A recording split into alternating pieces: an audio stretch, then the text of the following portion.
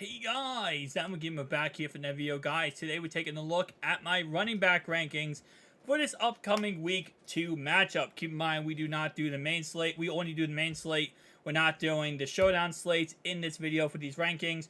So this means these rankings include Sunday night, Monday night, and Thursday night. So just keep that in mind. Starting off right away, the most expensive running back on the slate has to be Christian McCaffrey. And there's really no reason why he's not the most expensive running back on the slate. He gets the LA Rams this week, who is absolutely abysmal, versus running backs. Well, technically, according to the rankings of week 1, they're actually pretty okay against running backs because they played the Seattle Seahawks. But in reality-wise, they're not going to shut down Christian McCaffrey. If the Steelers defense couldn't shut him down, neither will the Rams defense. Now, I do have his floor at 20 points, his ceiling at 40, and I do have him projected for around 25 projected points. But I do also have his, usage here at 80%. And I think there's going to be a lot of people who try to force him in their lineups this week. He's going to be very utilized. So he will be one of the chalkiest plays of this week, period. Out of every single position, he will be one of the chalkiest plays. Now, I do have Austin Eckler here all the way down at number... What number do I have Austin Eckler this week? 13. Now, you might say, what? You have Austin Eckler, the second running back on this list here, going against the Tennessee Titans. The Titans are a really good squad. I'm sorry, really bad squad on defense this year so far. And you're going to tell me that Austin Eckler is not going to go off against them? Well, he's hurt. That's the only way I can really break that down. He's officially listed as a non-participant in practice on Thursday. He also missed practice on Wednesday because of an ankle injury and a personal issue. So both times he's missing practice. He's dealing right now with an issue. So I'm not really that confident that he's going to go in there and put up crazy points. And if he does play, which is not even guaranteed he's going to play, but if he does play, he might be, on a limited snap count.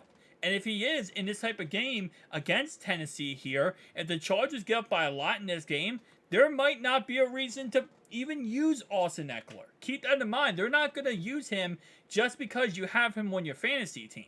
If they get up by a lot, it's very possible that they just kind of walk away from him, right? So that's why I have him at 13. I know he's very expensive. He's $7,900. Let's say $8,700. And a lot of people will be like, I want him this week.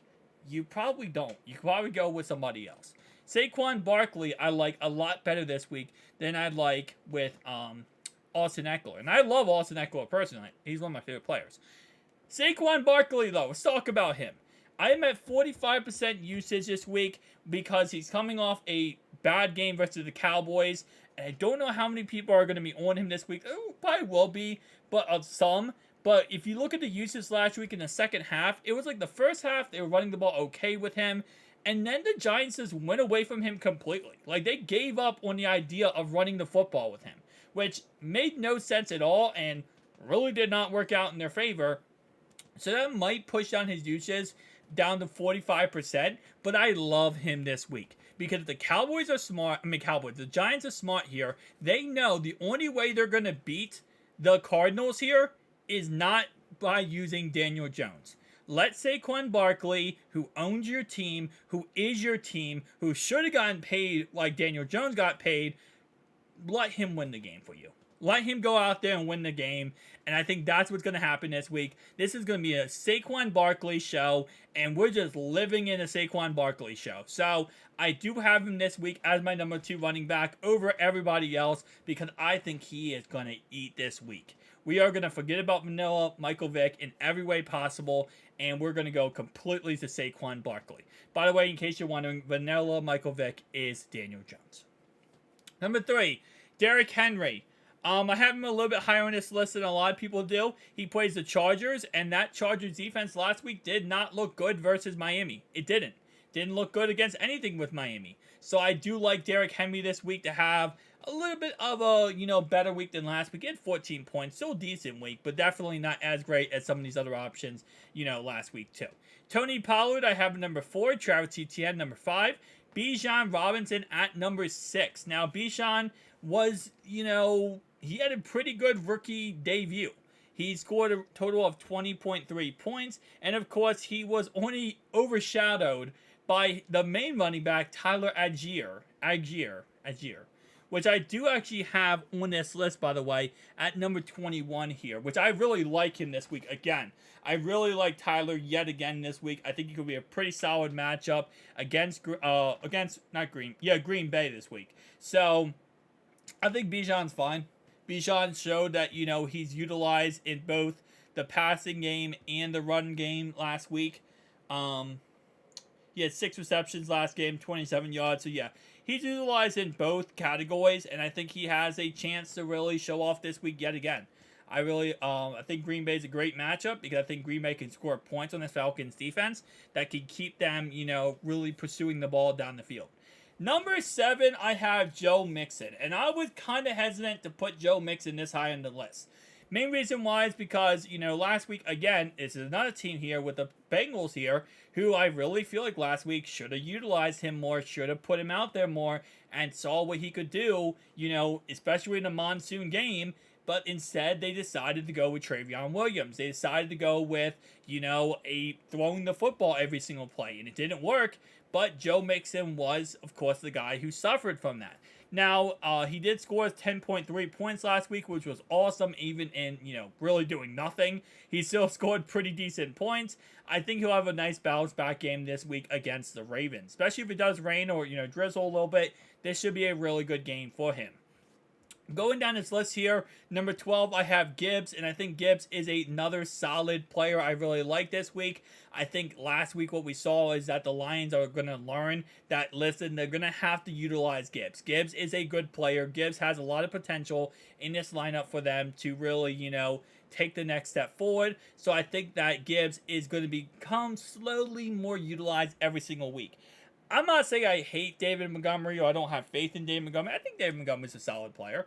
But I think Gibbs is going to eventually become the reason why they took him so high in the draft, was because of the fact of how good of a player he actually is. Going down this list even more here, we have Gus Bus at 5,300, and then we have Justice Hill at 4,900.